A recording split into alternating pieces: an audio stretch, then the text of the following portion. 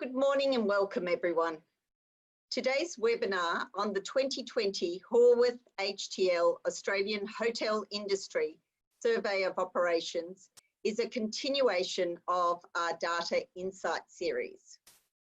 While we know that hotel performance in Australia has been dramatically altered this year, the 2019 data provides a critical benchmark into the future. AHS Advisory, who helped to facilitate the latest Australian Hotel Industry Survey of Operations, will present the findings. The presentation will focus on the key financial benchmarks of the hotel industry in Australia, breaking down the data by ADR, positioning level, and by location, as well as looking at demand segmentation. Before I introduce the speakers, a big thank you to our corporate partners for their strong support of the association and for our members. Now to our speakers. Damien Little is Director for Research, Development and Strategy, Advisory and Consulting Services with AHS Advisory, and has 20 years of consulting experience with significant experience in financial modelling. Prior to joining AHS, Damien worked for Horwath HTL, Pacific Asia Practice, for 17 years and spent time in Singapore, Hong Kong and Beijing offices. While in Beijing, he ran the company's China practice. Josephine is Manager Research, Development and Strategy at AHS Advisory in Melbourne, with responsibility for leading and participating in assignments and conducting market research across Australia, specialising in feasibility assessment, financial analysis, performance studies, operator selection processes, and commercial term negotiations. Josephine has a tourism and hospitality industry background from working in Singapore, Southeast Asia, and in Australia. Welcome to all. A quick note, can you please use the Q&A function for any questions to enable us to follow up after the webinar? Thank you, everyone. Over to you, Josephine.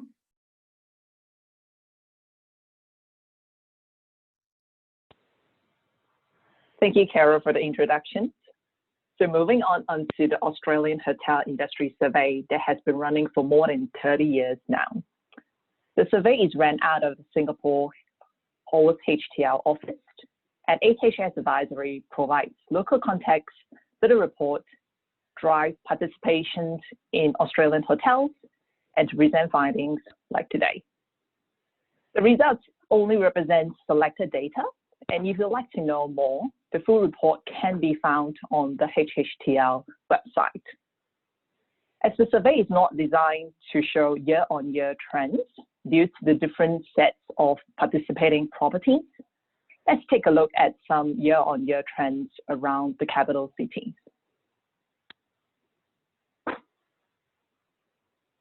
In this chart, it shows the tourism visitor nights on the vertical axis. Horizontal axis shows the spend per visitor night. And the size of the bubble is the total tourism spend.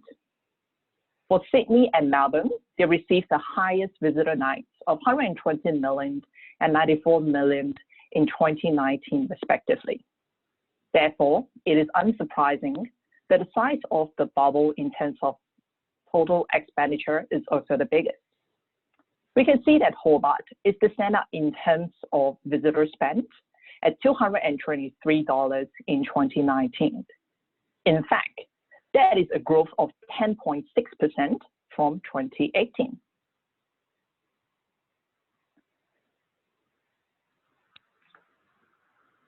On the table on the right, you can see the split in terms of visitor and international visitor nights growth. It is obvious that for the international visitor nights, most of the capital cities have already experienced a decline in 2019, even before the pandemic hit. Just to put in perspective in terms of the scale, a decline of 2.3% in international nights in Melbourne is actually the highest decline in international nights much higher than the decline of 28.9% in Horwath. Perth is the only capital city with both declines in domestic and international visitor nights, but it is likely that the current situation is reversed. So how does the visitor nights trends translate in terms of hotel performance?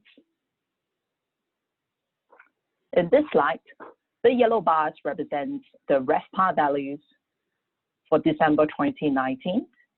The blue columns represent the RevPAR values for the previous year. The arrows and percentages on top represent the year-on-year growth from 2018 to 2019. Following on that, Horwath achieved the highest visitor spend and also with strong growth. It has received the highest growth in terms of RevPAR at $153, boosted by both growth in occupancy and ADR. On the other end of the scale, we can see that Darwin registered the largest decline in terms of RevPAR value, and that is the only capital city to achieve a RevPAR that is below $100 at $82. And that is mainly due to a decline of 14.7% in occupancy.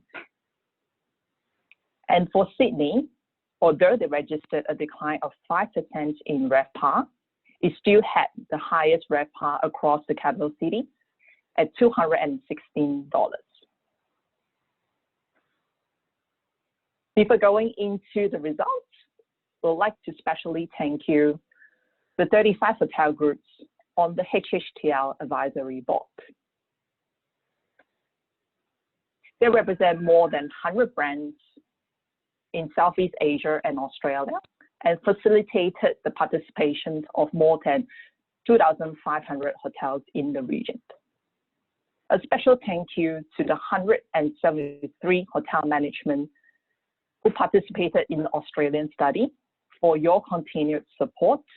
I would like to welcome any new groups to join us for next year.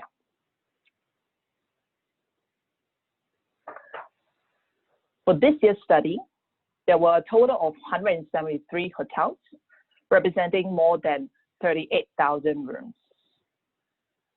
All these data is grouped into 4 main rate categories, with the rate category of 150 to 225, representing over 45% of the total rooms. Besides from breaking them down in terms of rates, we have also grouped them in terms of their locations in capital cities and also by their characteristics. In Sydney and Melbourne, because there was sufficient data, we were able to further break them down into 3 rate categories. There are 3 more groups that we have categorized. Firstly, the secondary urban markets, which represents properties in secondary cities, such as Canberra, Darwin, Geelong, and Newcastle. There is another category, which is leisure markets, which represents properties in leisure destinations, such as Gold Coast, Cairns, and Hunter Valley. We are also pleased to say that this is the first time that we have profiled service apartments in our survey. Let's take a look into the hotel performance. In terms of occupancy performance, we can see that across the 4 rate categories, occupancy levels is rather consistent. However, when we break down into locations and characteristics, there is much more variance in terms of occupancy. We can see for leisure markets, which is in purple, and secondary urban markets, which is in green, they achieved the lowest occupancy levels of 73% in 2019. And that is very much due to the seasonality in terms of the performance.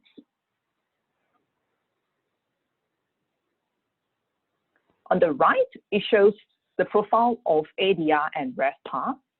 We have only selected a narrow range of ADR and RevPAR to show. We can see right at the top in terms on the left for ADR, leisure markets achieved the highest ADR at $192. It should be noted that the disparity between the below 150 rate category and the rest of the capital cities is mainly due to that capital cities do capture properties across a range of positioning, which might potentially include luxury products. To the right of the graphic, we can see in terms of RevPAR performance, the rate category of 150 to 225 actually achieves the highest RevPAR at $146, higher than leisure markets and due to the stronger occupancy performance.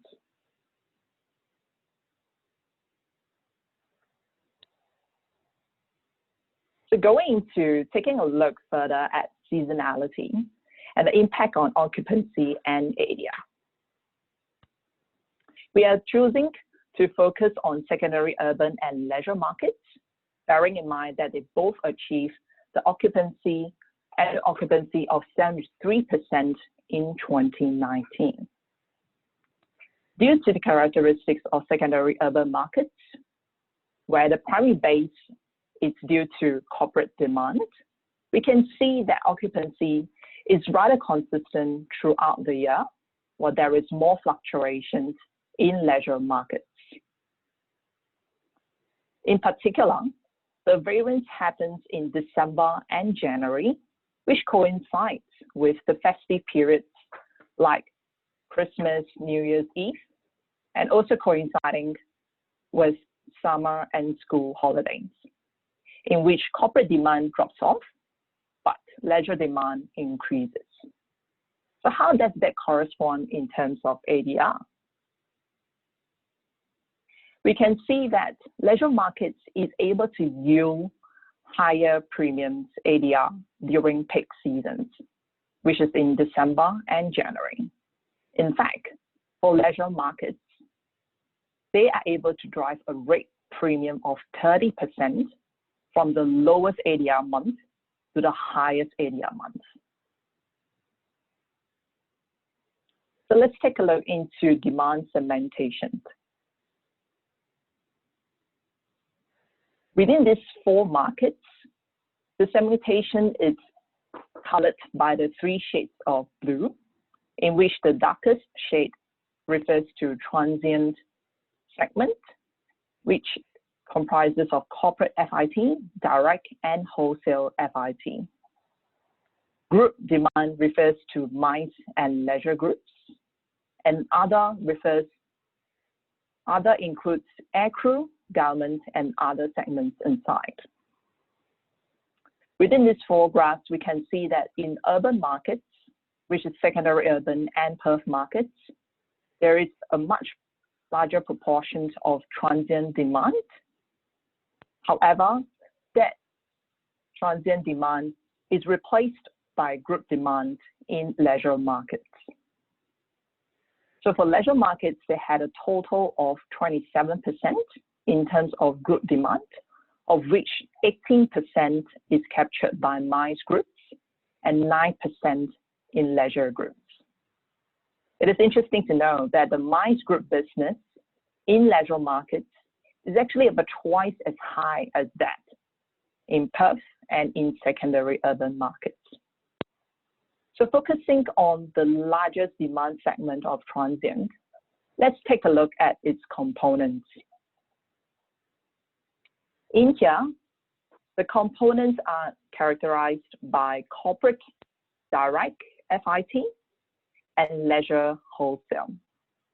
We can see that across all these four markets, the proportion of direct FIT is rather consistent. So is the demand segmentation for both secondary urban and Perth markets.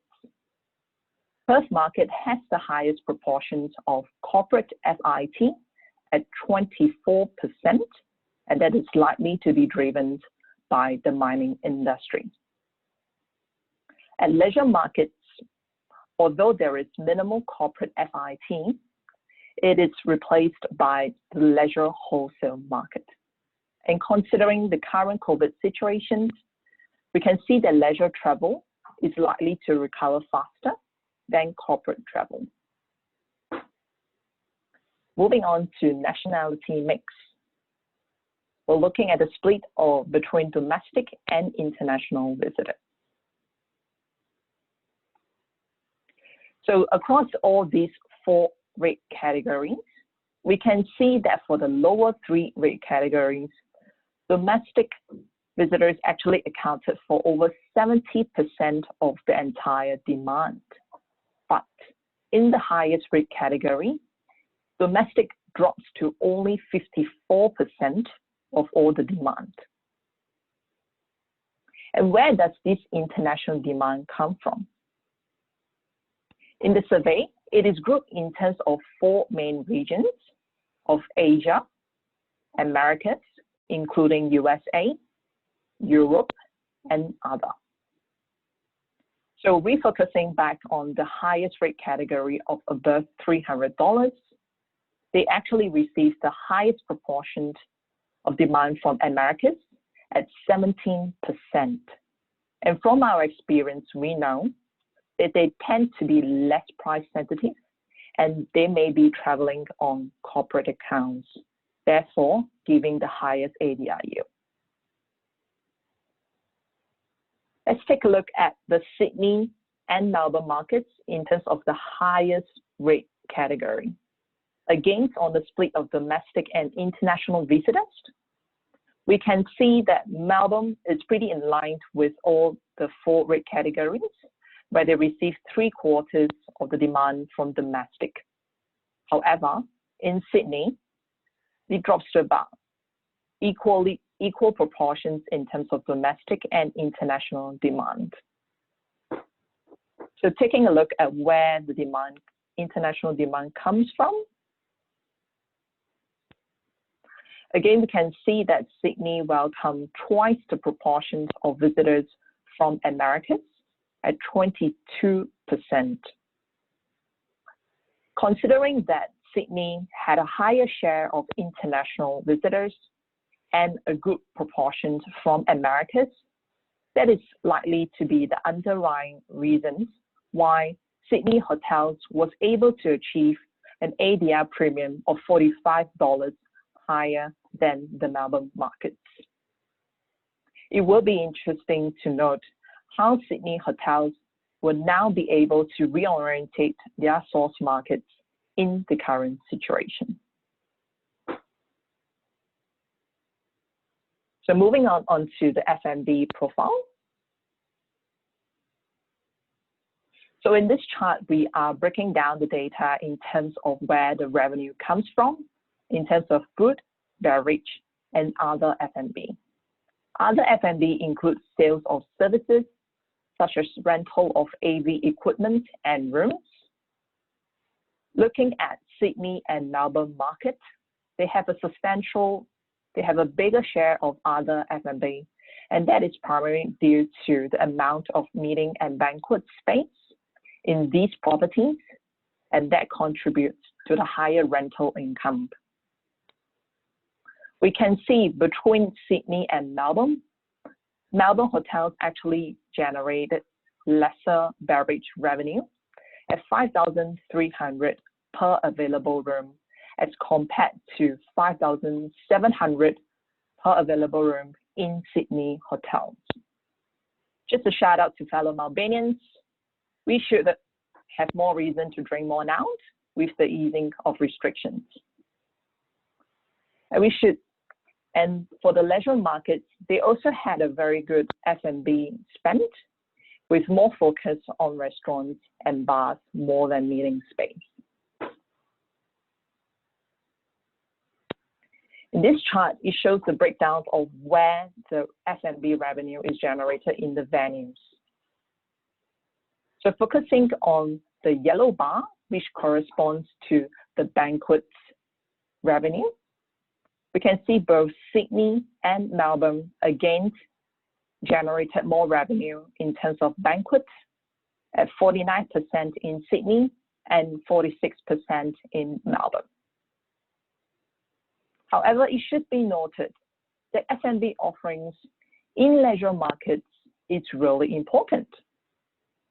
They actually generated a total F&B revenue of $32,600 per available room, which is 43% higher than that in Sydney hotels and 24% higher than that in Melbourne hotels.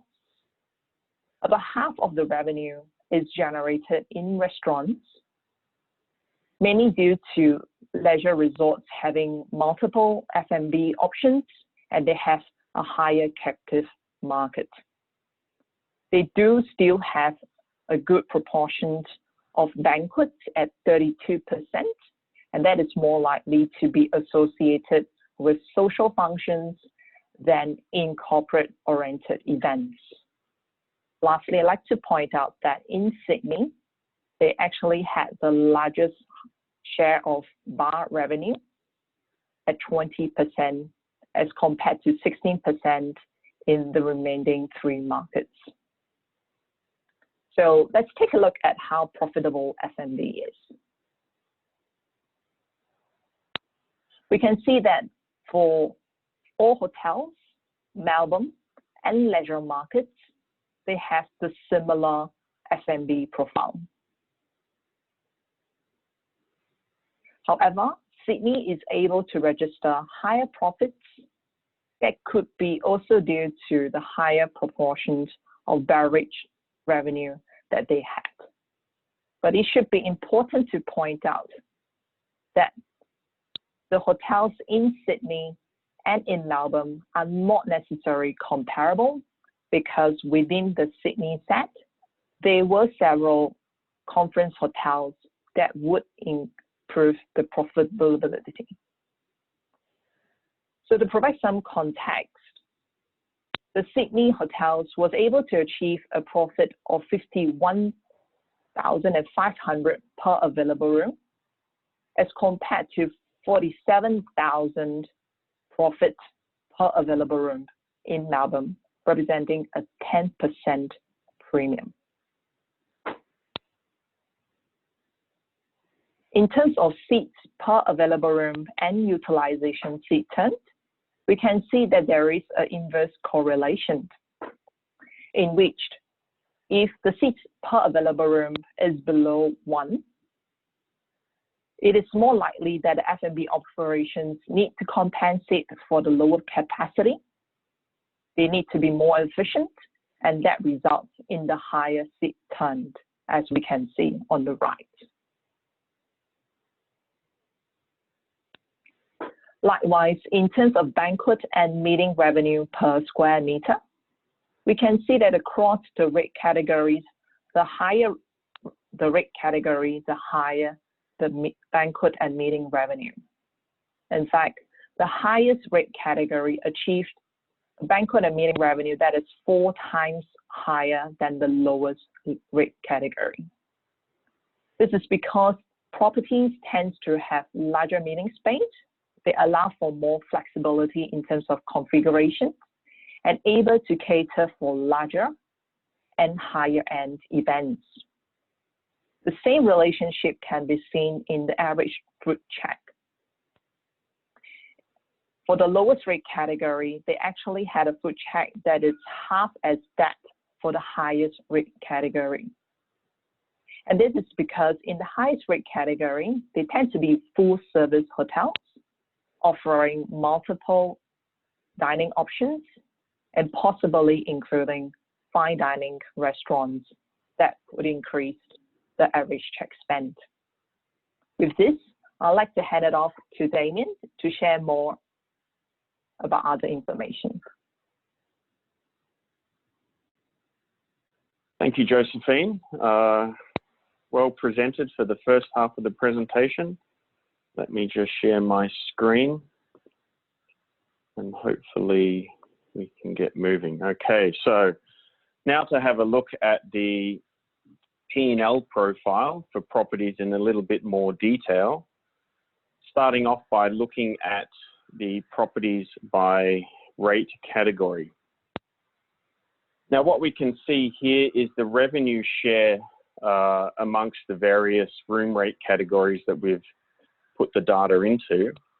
And we can see that as we go from the high rate of above 300 and generally down to the low rate of less than 150, rooms revenue becomes a greater share of overall revenues, 73% for the lowest rate category.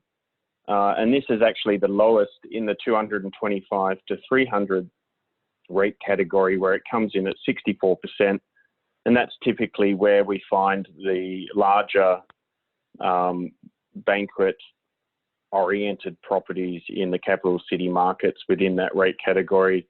The above 300 category hotels generally slightly smaller, and with the premium in ADR, their rooms revenue generally accounts for a slightly larger share. In terms of F&B, we can see that that 225 to 300 rate category has the highest food and beverage at 31, and again, this comes down to a low of 23% in that less than 150 rate category. In terms of actual numbers, the height of each bar is in scale to the actual revenue numbers that are recorded. And just to give you a sense of that scale, in the above 300 rate category, total revenues per available room on an annual basis is around 164,500. And if we go to the bottom end of that scale, the revenue for the less than 150 ADR category comes out to 51,600 per available room on an annual basis. So less than 1/3 the volume of revenue per room is generated. Having a look at the expense ratios. Now, what we're looking at here is an expense category share of overall expenses, as opposed to its share of departmental revenue or of total revenue. So for instance, in the above 300 category, rooms expenses at 22% means that rooms expenses represent 22% of overall expenses within the expense category. And what we see again here is that as we come down in rate, we see rooms expenses accounting for a higher portion of overall expenses. And that's partly a function of the rooms revenue itself accounting for a higher share of revenues, therefore the expenses account for a higher share of total expenses.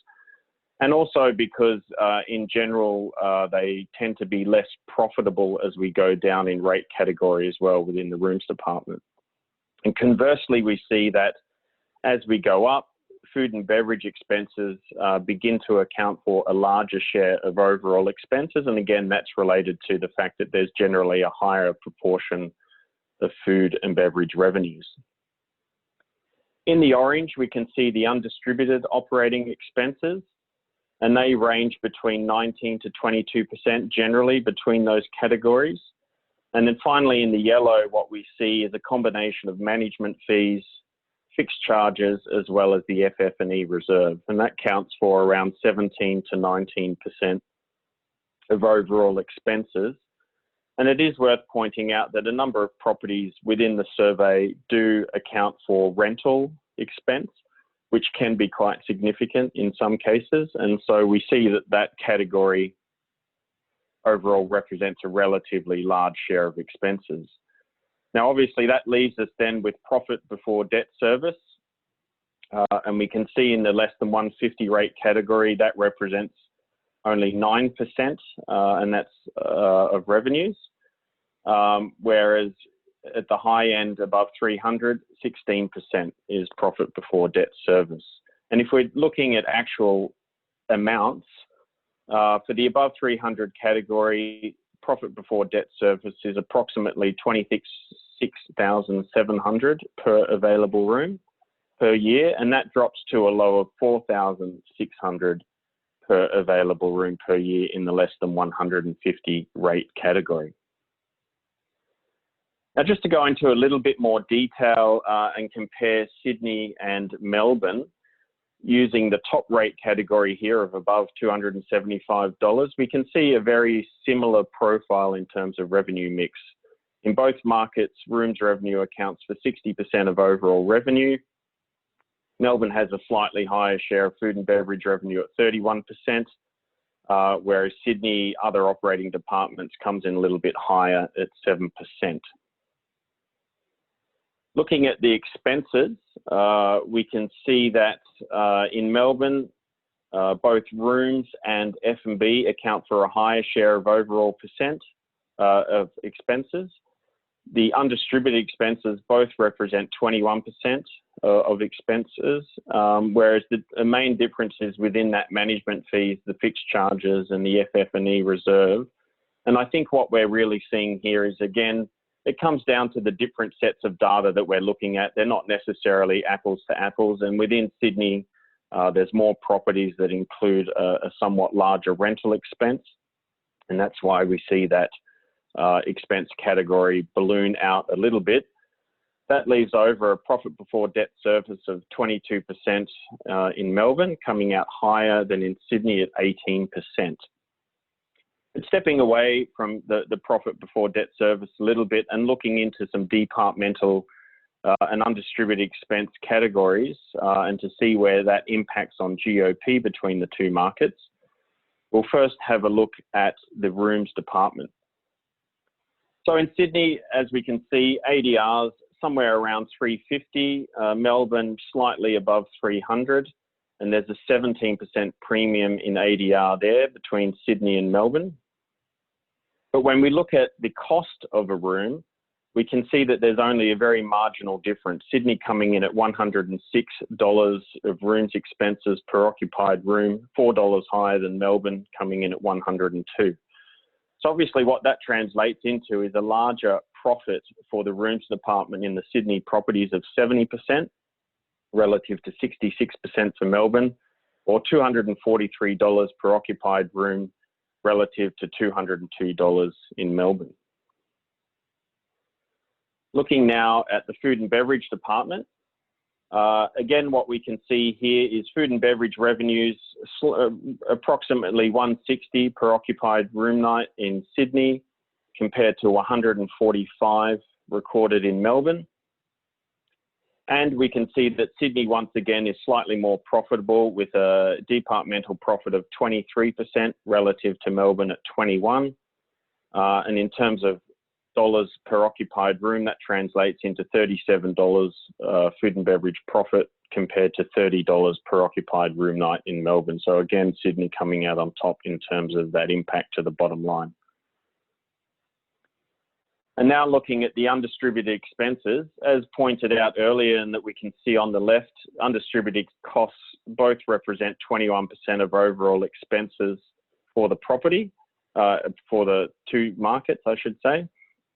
And in terms of dollar amounts, in Sydney, that translates into around $35,500 per room per annum, per available room per annum. Whereas in Melbourne, that's coming out lower, obviously with some lower revenues. It comes down to just under $32,000. So Melbourne making up a little bit of ground there on a per room basis in terms of undistributed costs.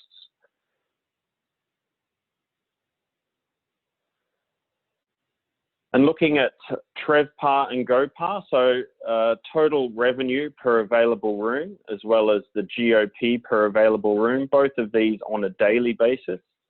We can see in Sydney properties generate $480 in TrevPAR relative to Melbourne's at $419. That's a 15% premium in terms of total revenues. And the impact down to the bottom line, or GoPAR, as we're looking at here, is $159 in Sydney's falling through to that GOP line per available room per day, as opposed to $126 in Melbourne, so a 26% premium. So, you know, particularly the additional rooms department profit in Sydney is certainly having an impact at that GOP level. And just to give you a sense, in Sydney, 159 GoPAR on 480 TrevPAR is a GOP of 33%, and Melbourne's equivalent for this rate category is a 30% GOP level. So staying with the TrevPAR and GoPAR comparison, just presenting it with a broader range of markets. Again, you know, we can see the Sydney and Melbourne top rate categories on top, and generally those higher rate categories in both of those key capital cities coming out on top in terms of volume of GoPAR, and then falling away there into the other markets. One interesting point to note is that the second rate category for Sydney, the 175 to 275 category, has a GoPAR of $114 per available room per day, which is not that dissimilar to Melbourne's rate category of 275, which comes in at 126. And despite having a significantly less share or volume of revenue. And what that means is that GOP for that Sydney rate category is coming in at 42%, a much higher and more efficient number than we saw in Melbourne at 30%, or even the Sydney higher rate category that came in at 33%. We can also see that the leisure markets, despite their relatively higher TrevPAR numbers coming in at close to $250, record a GoPAR similar to the secondary urban markets and the other capital city markets. Adelaide, Brisbane and Perth all coming, as well as the Melbourne under 75, all coming in around $50 in GoPAR or slightly less. Now, if we translate those numbers again into annualized GOP numbers per room, we can see that the top rate category in Sydney is bringing in around $55,000 per year in GOP per room, and this compares to Melbourne, somewhat lower, around $46,000. So a significant premium in that Sydney top tier. Again, we see the next Sydney rate category not that far behind Melbourne's top rate category with efficiency of operations. And we can see that from secondary urban market down, the GOP PAR levels are less than $20,000 per room per year. Moving to staffing and payroll, what we thought we might have a look at is to assess how the staffing efficiencies impact bottom line. And one of the reasons is that I think this will be an area where we do see changes as hotels come out of the COVID impacted period and work their way back towards normal operations. Excuse me. So what we've done, we're looking at the 4 rate categories, which we can see running down the page from less than 150 up until above 300. And the average room counts for these properties generally increases as we go up in rate category, peaking, as I mentioned earlier, in the 225 to 300 category at 308, and dropping as we get into the more premium market back to 268. If we look at the average full-time equivalent head counts for each of these, we can see that they clearly go up from a low of 43 for the less than 150 up until 215 FTEs per property on average for those hotels above 300. And we can see there's quite a distinction between the first 2 rate categories, which are somewhat similar to each other, and then another grouping for the latter 2 rate categories, which tend to be much larger in terms of staffing. But of course, with different room counts, that's hard to fully assess. So if we look at the average FTE per room, we can get a clearer picture, and we can see that in the low rate category, we've got 0.22 FTEs per room. That works all the way up to 0.63 for the above 300 category. And again, we can see a grouping, the first 2 rate categories not dissimilar to each other at 0.22 and 0.29, and then quite a gap for the next 2 rate categories, increasing to 0.48 to 0.63. Now, what does this mean for overall payroll costs? You would expect that the highly efficient, less than 150 properties are doing well in terms of payroll cost efficiency with those sorts of staffing ratios, and that the above 300 may not fare as well. However, what we see here is that the lowest, most efficiently staffed properties, less than 150, have a higher payroll cost as a percentage at 37%, whereas the other rate categories are all coming out fairly evenly, 33 to 34%, which indicates that they're really working their staffing structures and ratios around cost to revenue and keeping that somewhat consistent. And I think what it's showing us is that the lowest rate category is probably not able to be any more efficient in terms of its staffing, but its inability to generate more revenues and coming in at a low ADR level is increasing that cost to total revenue up to 37%. Now, this is not an ideal comparison because within each of these rate categories, we have hotels of different types of operation styles in different locations that have very different market performance levels. So what we thought we would do, and we've asked Horwath to provide some data in terms of looking more specifically at a limited service style of operation versus a more traditional full service style of operation, and selecting hotels from the data that provide a good comparison in terms of occupancy levels and general ADR positioning. So in terms of the limited service occupancy, 83% compares well to the full service at 82%. ADR levels 157 versus 174, an 11% premium for full service, which would be expected for that type of operation relative to a limited service. And that results in a RevPAR of 131 compared to 143, a 9% premium for the full service properties.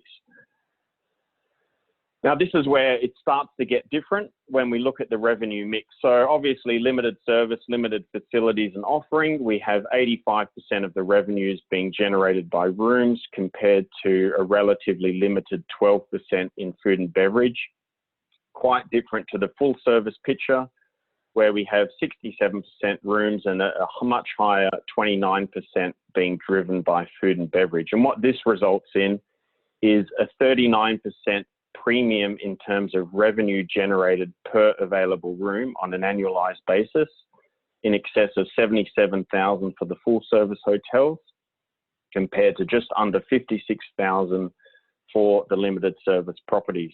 Now, before we move into looking at the payroll and the impact to GOP, we thought we would just again profile the room counts and the staffing ratios. So limited service, smaller property, 205 versus the typical full service that we profiled at 268. And when we look at the average FTE head count per property, only 34 for the limited service properties and almost 3 times as many in the full service at 93. Now, if we convert that to an FTE per room, we can see that limited service properties coming in well below the other ratios that we saw earlier at 0.17. The lowest previously was 0.22 from memory. And the full service properties are twice that at 0.34. However, unlike we saw in the rate categories, this is actually translating into a more efficient payroll relative to revenue. So in the limited service properties, we can see a 27% payroll cost to total revenue compared to a much higher 37% in the full service property. So when we're looking specifically at operation style, we actually can see that the lower staffing ratio is resulting in a more efficient cost of payroll to total revenues. Okay, so moving back now, and as we saw earlier, 39% premium in revenues. If we look at payroll cost, total payroll cost, the full service properties are almost twice that, 90% higher than what we see in the limited service, coming in at just over $15,000 per room per year, and at more than $28,500 per room per year for the full service properties. And in terms of GOP, we now see that the limited service properties are coming out higher. So after full service properties were 39% ahead in terms of revenue, they end up 1% behind the limited service properties by the time we get to the GOP line. Now, that's not all attributed to payroll efficiency, but certainly the payroll efficiency does have a big impact in terms of improving that bottom line performance. And I think one reason to bring this up is I think as we move out of the impacted operating periods of this pandemic, we might see a split even further in terms of the types of hotels that are out there. There may be a number of properties that decide to focus more on the limited service option, and that might be a factor of reducing their touch points with guests and providing a service that guests feel more comfortable in terms of hygiene and interaction, health safety. And it can also be a function of food and beverage is generally not a very profitable department to begin with, so we might see more hotels shy away from offering a full food and beverage service offering and working more towards this limited service. So as we saw earlier with the rate categories, there's quite a distinction in the lower rate categories in terms of staffing compared to the higher rate categories. And I think one thing that we will come out of this pandemic is we'll see more polarization of those two extremes when it comes to the service offering in hotels across the country. Now, just to finish off, I thought people might find it interesting. Horwath HTL's Global Business Director, James Chappell, about 3 weeks ago, got opinions from Horwath offices all over the world to give a little bit of an update on where different regions of the world see themselves currently. And he asked 3 questions. The first one being out of 10, with 1 being closed and 10 being where 2019 was, where are you now? So this is really in terms of where are the performance levels of the various markets. What we can see in North America, both Canada and USA rank themselves as a 4 out of 10 and an average of 4 for the region. Then with Latin America, we can see that there was a bit more pessimism or in terms of where they currently are, with an average of 3, Chile ranking itself 1. Europe is the most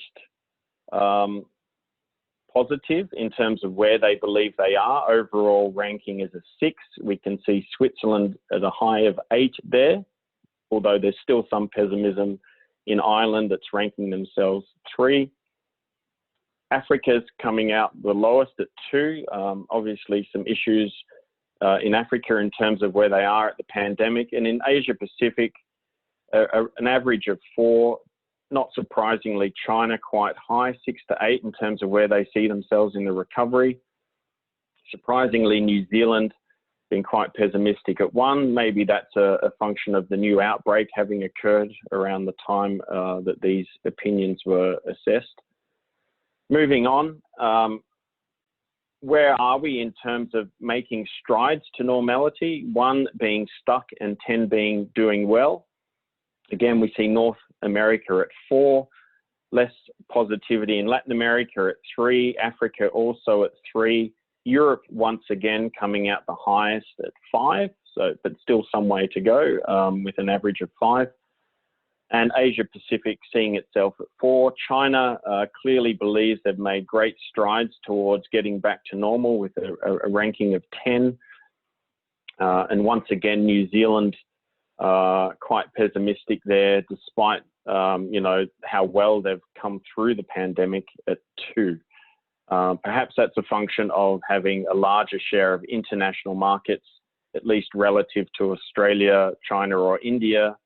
But Singapore, Thailand, or Singapore particularly relies on international source markets, and they see themselves at a 5. Finally, all things being equal, when are we close to normal? North America, 2023.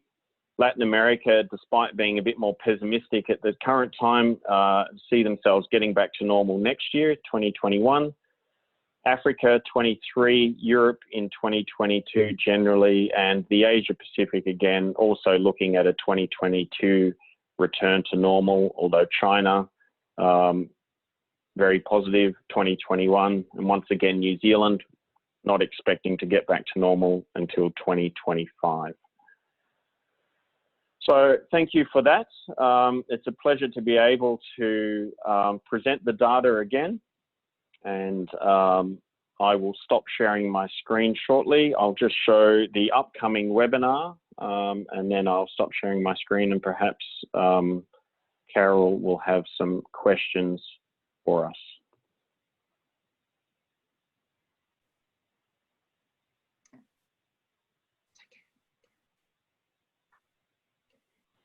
Thank you, Damien. That's great. And thank you, Josephine.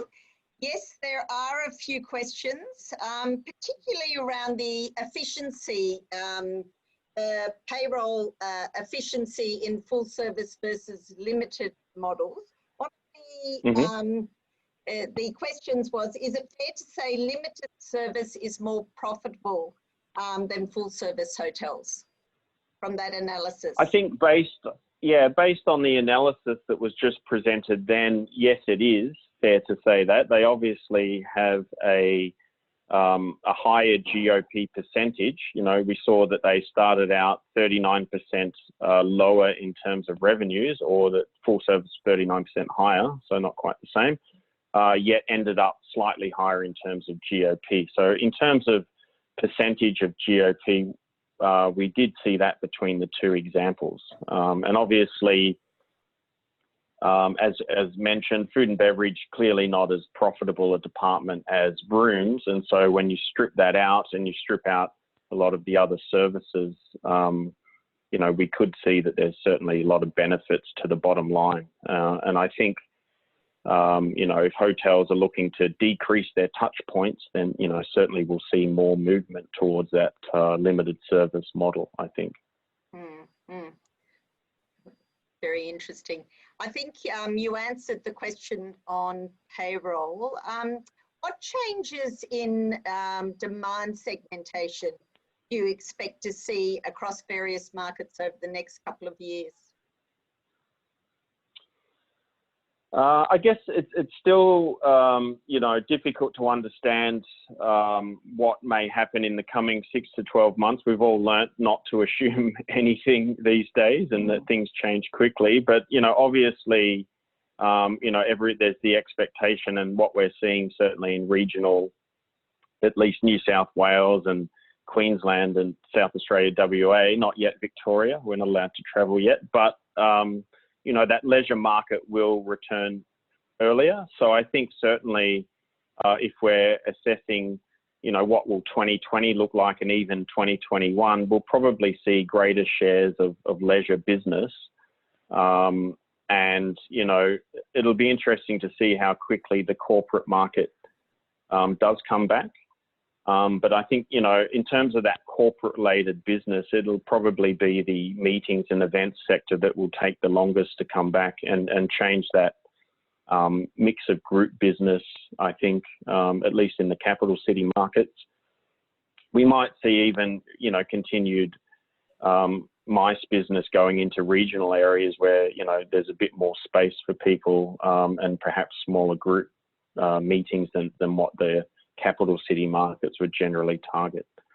I think over the longer term, though, you would still at this point expect at some point those segmentation ratios would probably, you know, remain where they are historically. It's just a matter of how long will it take to get back there. We had a number of people, in actual fact, from Cairns and Brisbane on the on the webinar. So in terms of looking at those markets, I just think, Damien, it might be worthwhile, and Josephine, it might be worthwhile putting them in touch with you to have a look at those markets in a little bit more detail. Certainly the Cairns market is highly reliant on international. That's right, yeah, and we're certainly willing for people to contact us directly. Josephine, I don't know if you have any comments specifically around the leisure markets.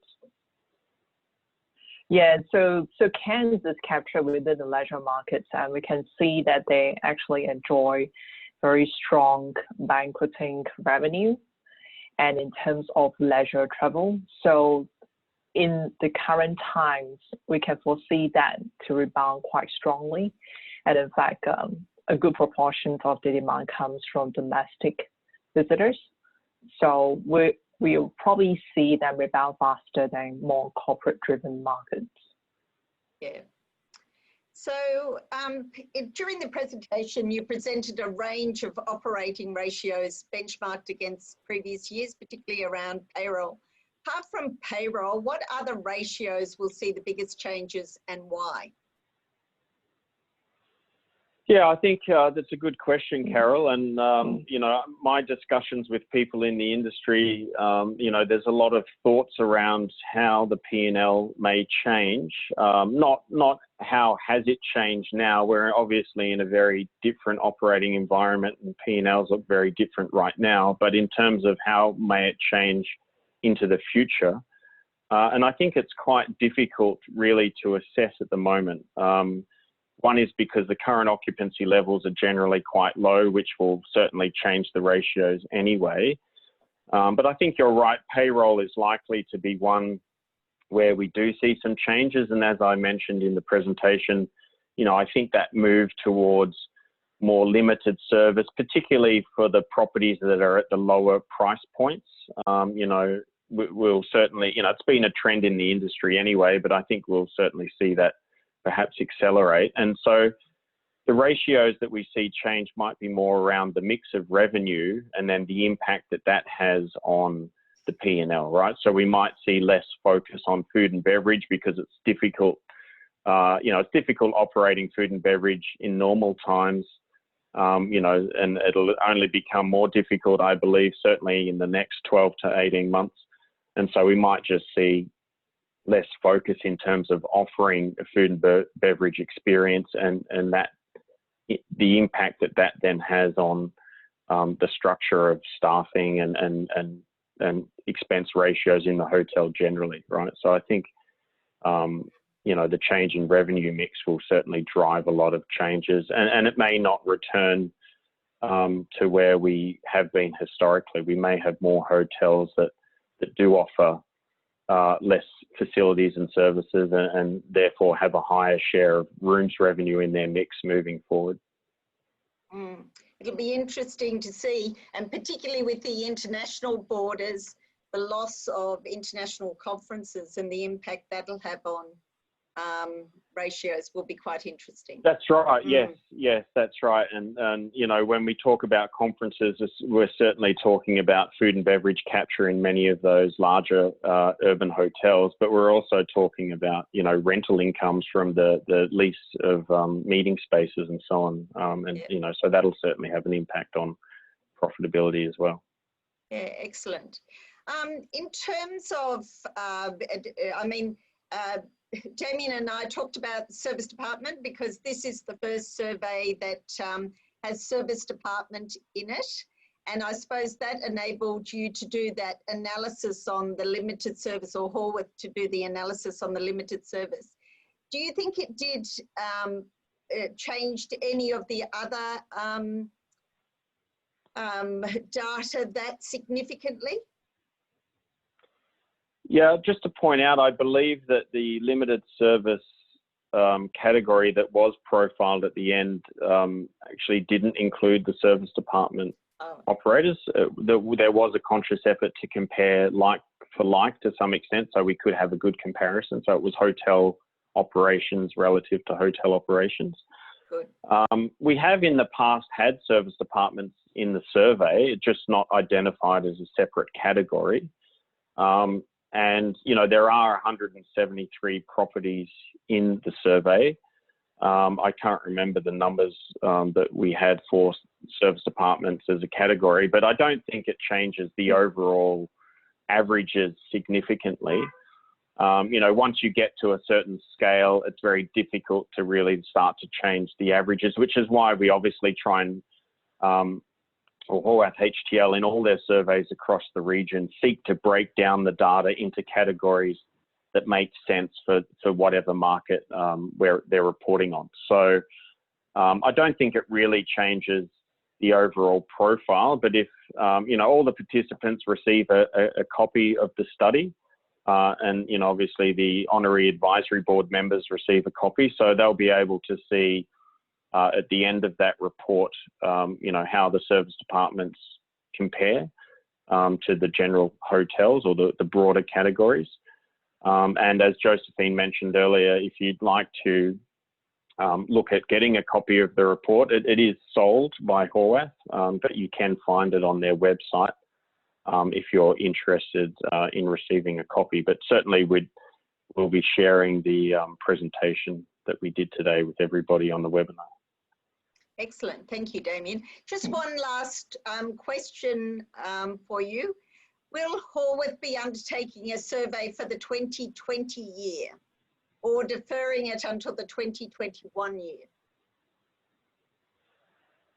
From my discussions with Singapore Horwath office, I believe that they are planning to do so, although this time of year is not yet the time to really start the wheels in motion. Josephine, I don't know if you've heard any more or have any thoughts on that.